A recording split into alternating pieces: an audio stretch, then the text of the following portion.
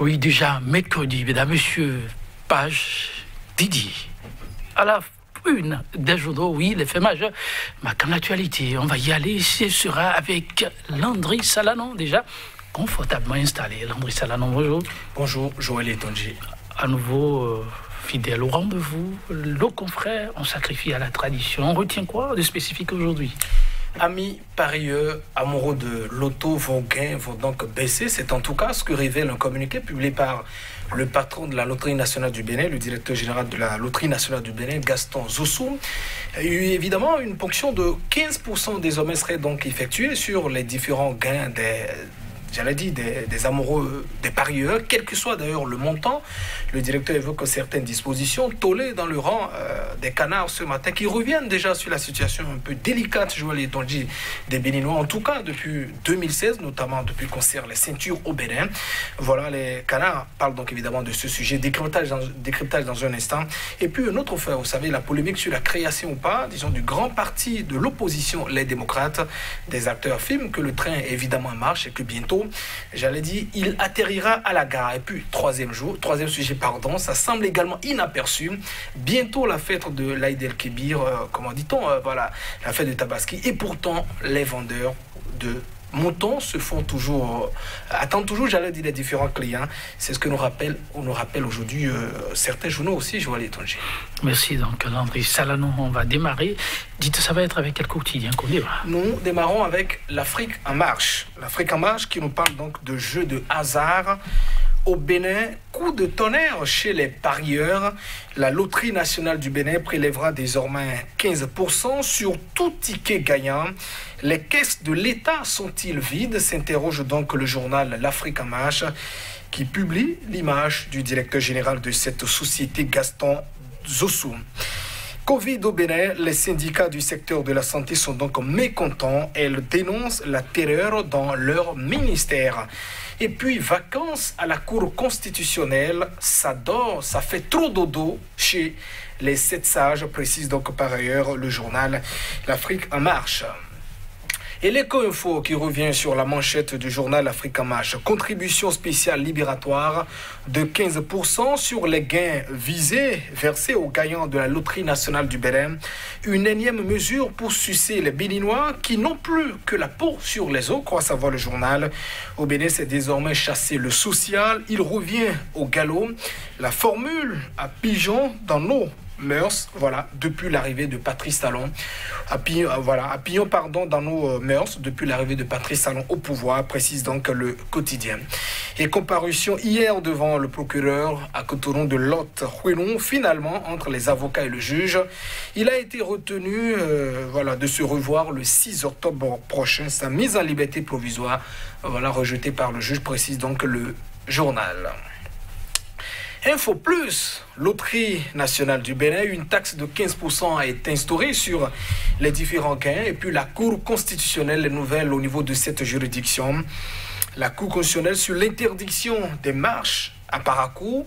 Une si belle décision de gâchis, voilà, s'exclame donc le journal qui revient, qui détaille 2 faits majeurs, notamment l'instant où la décision intervient trop tardivement, et puis le quotidien qui fait aussi savoir que le locataire de la mairie de Parakou, sous le règne de qui la décision avait été donc le recours avait été adressé, n'est donc plus.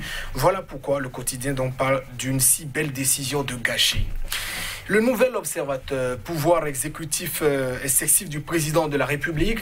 Le Bénin souffre d'une démocratie boiteuse selon Maître Ernest Akwesson. Et puis parlant de la gestion de Covid, quand le collectif des syndicats de la santé vocifère son ras-le-bol, nous dit donc le journal.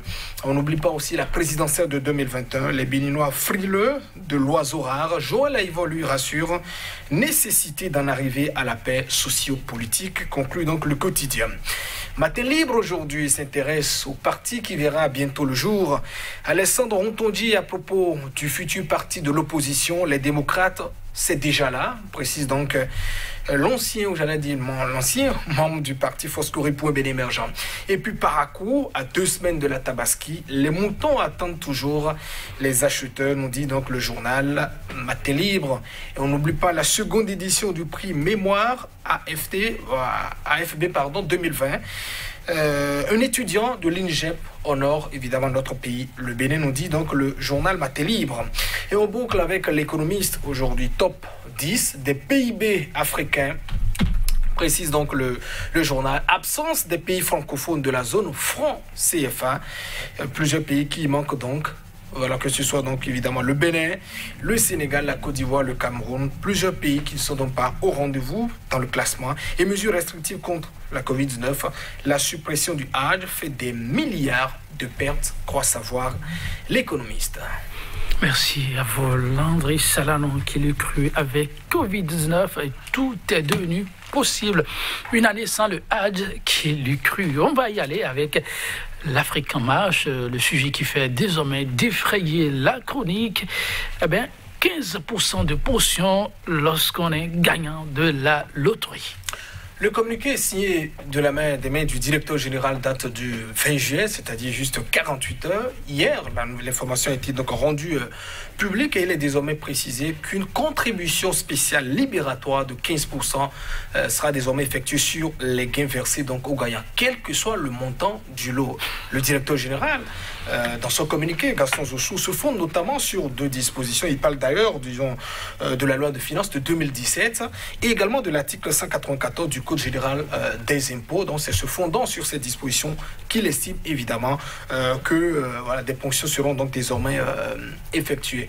Alors l'Afrique en marche a évidemment mené sa petite enquête déjà dans la journée d'hier, est descendu dans au niveau de quelques agents de la loterie nationale du Bénin, tollés dans le rang des différents parieurs d'ailleurs qui promettent sans doute se mobiliser pour boycotter désormais les produits de la loterie nationale du Bénin. On rappelle d'ailleurs qu'au Bénin, exclusivement l'État a le monopole, disons, de l'organisation des jeux de hasard. Aucun privé, aucun individu d'ailleurs, la loi est très claire, uniquement l'État a donc ses prérogatives de pouvoir organiser les jeux de hasard. Alors, selon l'Afrique en marche, en tout cas se fondant sur son enquête menée hier, Tollé, et d'ailleurs certains parieurs vont jusqu'à faire des propositions. Pourquoi, par exemple, ne pas effectuer directement les ponctions sur les gains, comment dit-on, des différents gagnants, c'est-à-dire peut-être au-delà de 500 000 francs que vous devez peut-être gagner, on vous fait désormais une ponction de 85 000 francs CFA, c'est peut-être, le tollé serait d'ailleurs moins, et que l'État, de cette manière, par exemple, comment dit-on, pourrait simplement entrer en possession de tous ces fonds. Alors, pour les petits calculs, désormais, sur tout gagnant, en tout cas qui a un ticket de 100 francs CFA, il vous sera de prélevé 15 francs CFA. Il s'agit de 1000 francs, c'est 150 francs CFA. 10 000, 1500 francs.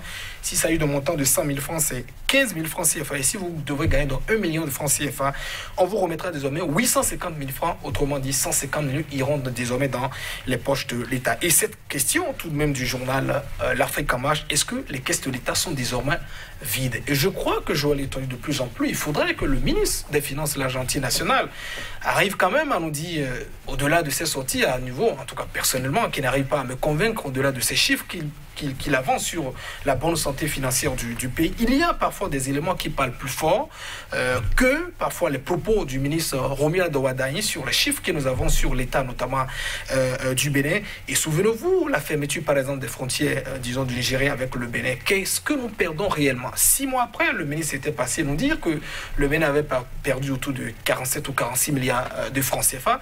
Pendant ce temps, le Niger nous déclare qu'en 2 mois, il a perdu 44 milliards de francs CFA, alors qu'en matière de proximité, on est plus proche, en tout cas, du Nigeria que des autres pays. Donc, autant d'interrogations sur ces chiffres, parfois qui sont donc avancés par l'Agence nationale. On dit souvent qu'on peut tricher en politique, mais jamais en économie. C'est comme une grossesse, quel que soit ce que vous faites.